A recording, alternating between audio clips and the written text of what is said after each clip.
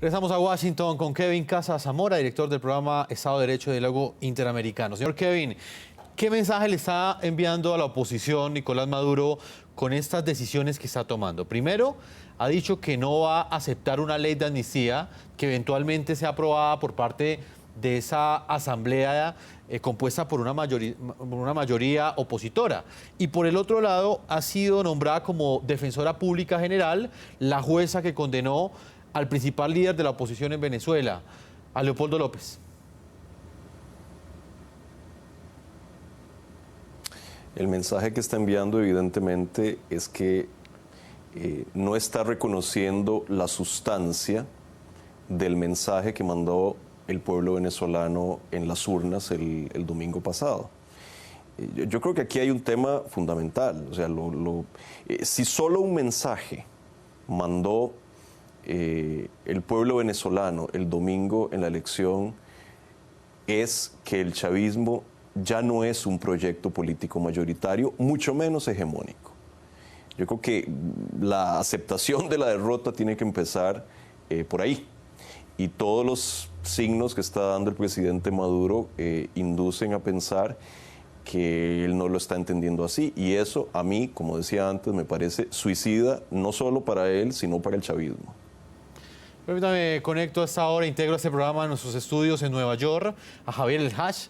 Él es director jurídico internacional de Human Rights Foundation, máster en Derecho Internacional en la Columbia University. Quiero comenzar preguntándole a usted, señor El Haj, sobre el planteamiento que hemos venido desarrollando en este programa, y es el que tiene que ver con esas declaraciones que ha venido entregando Nicolás Maduro luego de haber reconocido inicialmente el triunfo de la oposición, ha endurecido su discurso contra la disidencia en Venezuela. Señor El Haj, ¿usted cree que lo que le espera a Venezuela es un futuro de confrontación o podrá haber un acuerdo entre oposición y oficialismo? Gracias, Jefferson, primero por la invitación a tu gran programa. Tratar de enfocar este aspecto desde una perspectiva panorámica, ¿no? Desde afuera, desde el mundo del derecho internacional de los derechos humanos.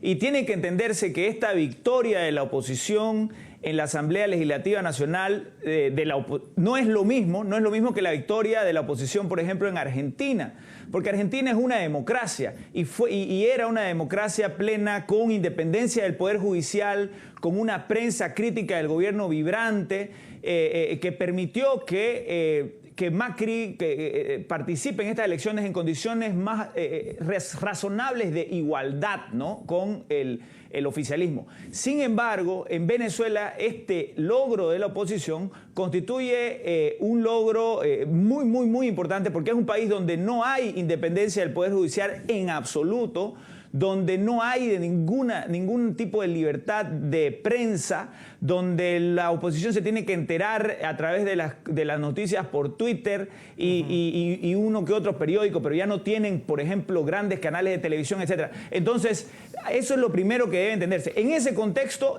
va a ser una batalla, lógicamente, para la oposición, que ahora tiene una mayoría en la Asamblea Legislativa. Va a ser una batalla para cambiar las políticas públicas de un gobierno autoritario que utiliza a los militares y a los organismos de inteligencia para perseguir a los opositores.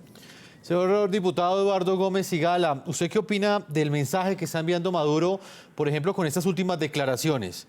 Hoy habló de una cantidad de casas, dijo que ya no construirá esas 500.000 casas que tenía planeadas construir para un conjunto de gente, porque esas personas no le entregaron el voto. Prácticamente fue una declaración de retaliación contra esas personas que no votaron a favor del chavismo. Y por el otro lado ha nombrado a Sonia Barreiros como defensora pública general de Venezuela, precisamente la jueza que condenó a Leopoldo López. ¿Qué mensaje está enviando Nicolás Maduro? El mensaje es el mensaje contradictorio que normalmente Maduro envía. Un día da un mensaje de amplitud, al día siguiente un mensaje de confrontación, y realmente lo que él está queriendo es castigar a la población que no votó por él. Hoy la palabra que utilizan es el voto castigo, pero que ya votaron el domingo, el castigo ahora le viene a la población. Y por eso está con la amenaza de que no va a construir las viviendas, de que ahora van a ver el sufrimiento causado por haber votado en contra de él.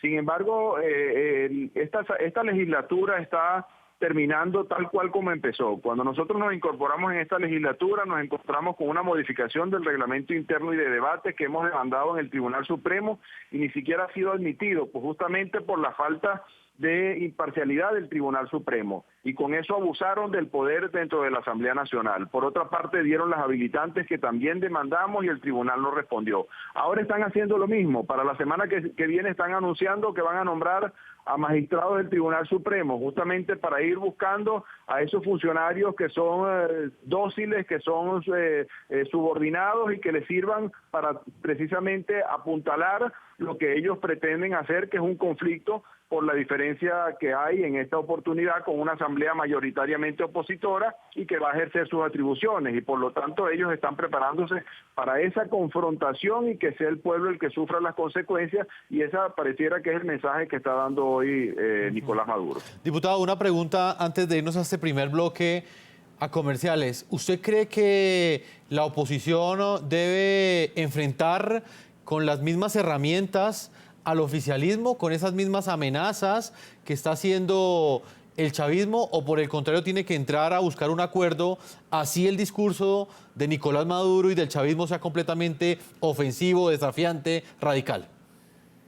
Mire, los que somos parlamentarios evidentemente estamos allí porque creemos en el diálogo, pero el diálogo tiene que darse en la Asamblea Nacional, no en escenarios paralelos, ni mucho menos sin condiciones y sin agenda. Por lo tanto, la Asamblea va a recuperar el rol que le corresponde, y ese debe ser la función institucional, y a partir de allí cumplir con sus atribuciones contraloras, con la designación de los funcionarios que le corresponden por ley, por constitución, y sin duda alguna es un escenario que va a ser muy difícil. Es obvio que es usted un gobierno que no tiene la disposición de corregir, de enmendar, de reconocer, nunca lo ha tenido, y tendrá que imponerse con firmeza también, con firmeza y mucha claridad en este escenario en el que Venezuela va a estar, por supuesto, digamos, expuesto a una gran situación crítica desde el punto de vista social y económico.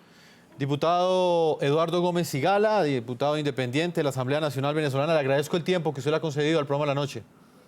Muchas gracias y muy buenas noches. Saludos a todos ustedes. Nosotros vamos a hacer una primera pausa comercial, no sin antes leer algunas de las opiniones que ya llegan a través de las cuentas de Twitter a la pregunta que planteamos el día de hoy. Nicolás Maduro primero aceptó los resultados electorales que le dieron el triunfo a la oposición, eso lo hizo el pasado domingo, y ahora amenaza con encabezar una revolución radical socialista. ¿Qué opinan ustedes del doble discurso que está manejando el presidente venezolano? Yo los invito a que respondan a las cuentas de Twitter. Voy a leer algunas de las opiniones que nos llegan a esta hora.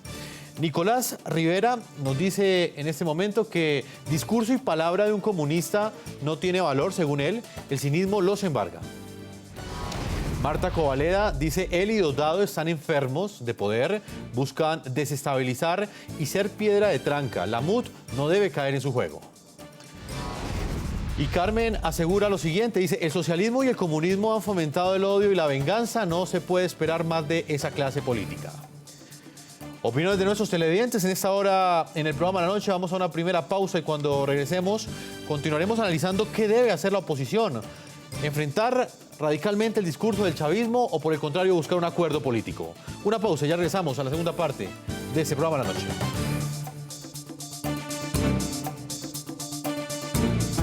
Ya regresamos con La Noche.